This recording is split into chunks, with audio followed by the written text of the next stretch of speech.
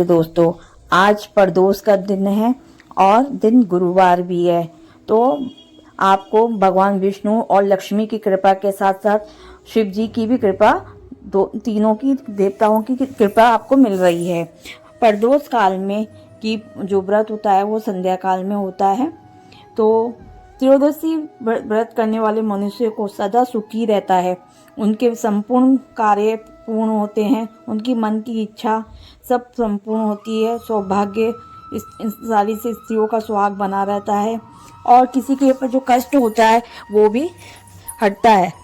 जो प्रदोष का व्रत करता है उसको सभी देवी देवताओं का आशीर्वाद तो मिलता ही है और उनका जीवन भी सुखमय रहता है।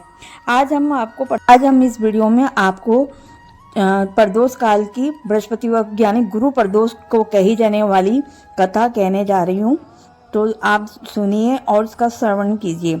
कथा इस प्रकार है कि एक बार इंद्र और वज्रासुर में घनघोर युद्ध हुआ। उस समय देवताओं ने दैत्य सेना पराजित कर नष्ट भस्म कर दी। अपना विनाश देखकर असुर अधिक क्रोधित हो गया और स्वयं युद्ध के लिए अघत हो गया। मायावती असुर ने आसुरी माया से भयंकर विकराल रूप धारण कर लिया। इसके स्वरूप को देखकर इंद्र आदि सभी देवताओं ने इंद्र के परमात्मा से पास गुरु बृहस्पति देव के पास गए और गुरु को तत्काल आकर कहने लगे, हे देवेंद्र, अब तुम वज्रासुर की कथा ध्यान मगन होकर सुनो। वज्रासुर प्रथम तपस्वी कर्मनिष्ठ था। उसमें गंधमादन पर्वत पर उग्र तप करके शिव जी को प्रसन्न किया।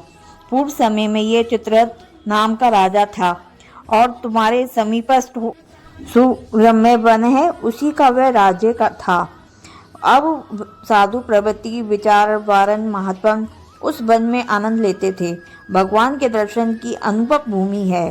एक समय चित्ररथ स्वेच्छा से कैलाश पर्वत पर चला गया। भगवान का स्वरूप और वाम अंग के जगदम्बा को देखकर विराजमान देखकर चित्ररथ हंसा और हाथ जोड़कर शिव को कहने लगा, हे भोलेनाथ, इस माया मोहित और विषय में कैसे फंसे हुए हो आप?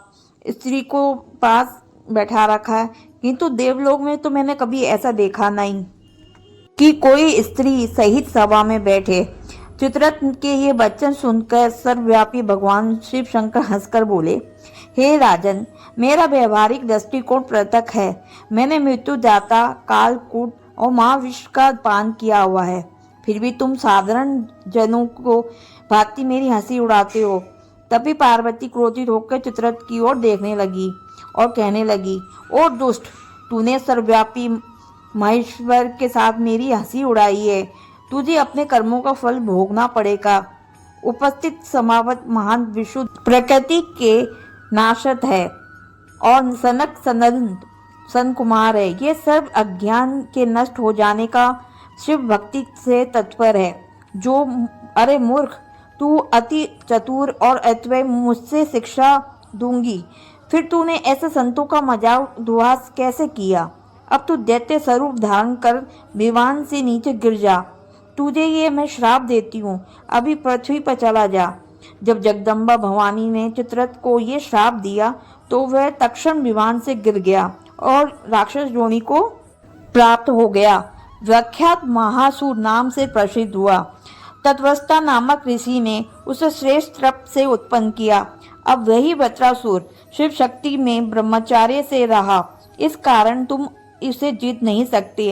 अतः मेरे परामर्श से तुम प्रदोष का व्रत करो, जिससे महाबली दैत्य व विजय प्राप्त कर सकोगे। गुरुदेव के वचनों को सुनकर सब देवता प्रसन्न हुए। गुरुवार त्रयोदशी वाले दिन उन्होंने भगवान शिव शंकर की पूजा करी और पूजा करके भगवान से भोलेनाथ से आशीर्वाद प्राप्त करा और वो विजयी हुए। उसको दानव को मार के अपना शासन वापिस प्राप्त करा और अपना इंद्रलोक प्राप्त करा।